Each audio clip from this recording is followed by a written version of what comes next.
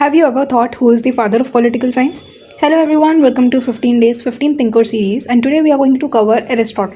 तो आज हमारा है day 2 and we are reading about a great Greek philosopher. तो यहाँ पे ये ग्रीक फिलोसोफर थे और ये स्टूडेंट थे प्लेटो के.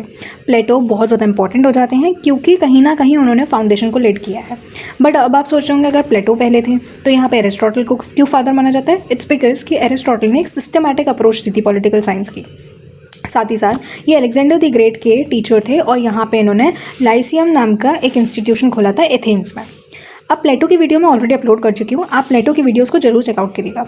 अब यहीं पे अगर हम उनके की आइडियाज़ की बात करते हैं तो सबसे पहला वो बोलते हैं पॉलिटिक्स इज़ नेचुरल. मतलब कि वो ये बोलते हैं कि जो एक इंसान होता है वो एक पॉलिटिकल एनिमल होता है और उसे वहाँ पे रहने के लिए, उस एक सोसाइटी में रहने के लिए नेचुरली एक स्टेट की ज़रूरत होती है अच्छी ज़िंदगी जीने के लिए.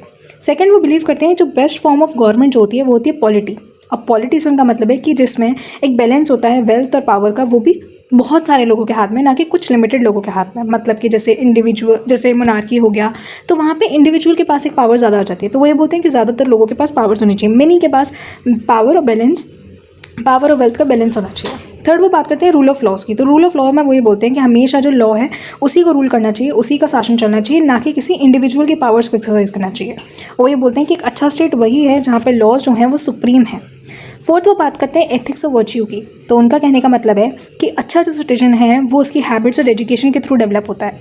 और अगर किसी को भी वर्च्यू हासिल करनी है, वर्च्यू मतलब एक गुड कैरेक्टर, मतलब हाई टॉप नॉच, आप जिस चीज़ अच्छी चीज़ को आप एम करते हैं वो, तो अगर किसी इंसान को वर्च्यू करना है तो वर्च्यू इज़ दी ओनली की टू अ गुड लाइफ. तो अगर आपके पास अच्छा कैरेक्टर है तभी आप एक अच्छी ज़िंदगी जी सकते हैं. फिफ्थ उनका पॉइंट होता है द गोल्डन मीन. अब गोल्डन मीन में एरिस्टोटल बिलीव करते हैं एक बैलेंस का. तो वो ये बोलते हैं कि देखो हमेशा ऐसा होता है कंडीशन में दो एक्सट्रीम्स होते हैं, या तो एकदम आगे बढ़ जाओ या तो एकदम पीछे हट जाओ, वो वाले. बट वो ये बोलते हैं कि नहीं, हमें दो एक्सट्रीम्स को ना चुनते हुए हमें एक उसका जो मिडिल पाथ है उसको बिलीव करना चाहिए. जैसे मिडिल पाथ में और भी काफ़ी सारे थिंकर्स हैं जो मिडिल पाथ में बिलीव करते हैं, राइट. तो उसी तरीके से जैसे कि जो करेज है वो फियर और रेकलेसनेस के बीच का एक मीडियम है. तो he always says to choose a medium और अ मिडिल पाथ. फिर सिक्स्थ वो पॉइंट करते हैं क्लासिफिकेशन एंड लॉजिक. तो वो बोलते हैं कि बहुत ज़्यादा उनका जो कंट्रीब्यूशन है ना वो लॉजिक और साइंटिफिक थिंकिंग्स और जो लिविंग थिंग्स हैं उनकी स्टडी में काफ़ी ज़्यादा गया है. अब एरिस्टोटल इतना मैटर क्यों करते हैं? क्योंकि उनके आइडियाज़ पॉलिटिक्स, एथिक्स, एजुकेशन में अभी भी वर्ल्ड में काफ़ी ज़्यादा इन्फ्लुएंशियल है. साथ ही साथ वो पॉलिटिकल थॉट का और साइंटिफिक मेथड का एक बेस क्रिएट करते हैं. The aim of the state is to enable good people to live well. ये थी एरिस्टोटल की फिलोसॉफी. तो आज हमने इस वीडियो में एरिस्टोटल को कवर किया है. आई होप आपको ये इजीली समझ में आए हो और साथ ही साथ आप मेरी नेक्स्ट वीडियो के लिए, नेक्स्ट थिंकर के लिए अपडेटेड रहिएगा. और अगर आपको मेरी वीडियो अच्छी लगी हो तो लाइक कीजिएगा, सब्सक्राइब कीजिएगा और शेयर करना बिल्कुल भी मत भूलिएगा. और साथ ही साथ सेव कर लीजिएगा because Aristotle is very important for your exams. Thank you guys.